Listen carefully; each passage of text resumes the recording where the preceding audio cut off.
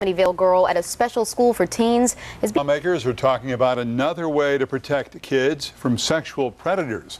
They want to restrict where registered sex offenders can live. Harry Daniels Elementary School in Roosevelt. As News 12 told you 2 years ago, a nearby halfway house once rented to sex offenders. The principal remembers how she was worried. We put additional staff members on duty outside when the children were outside for their recess time. But the biggest concern was after school hours when there are no staff members present. Fortunately, nothing happened to the kids, but county lawmakers are finally taking action.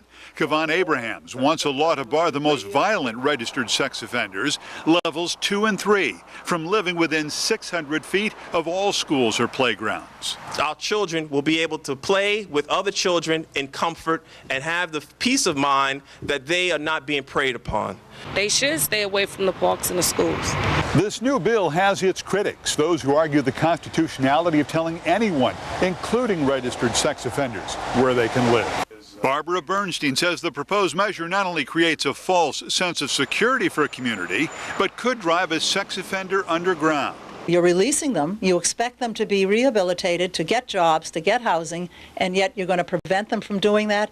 It doesn't make sense. But the head of an advocacy group for kids who've been molested says 18 states now have some form of residency requirement law. While residency restriction laws are not going to eliminate child sexual abuse, they're certainly going to reduce the potential for victimization.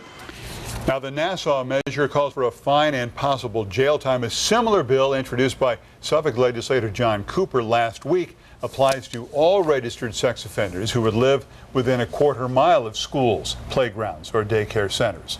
And for more information about the Megan's Law and the state's sex offender registry, you can go to our website, news12.com, and then click Numbers and Links. Lauren.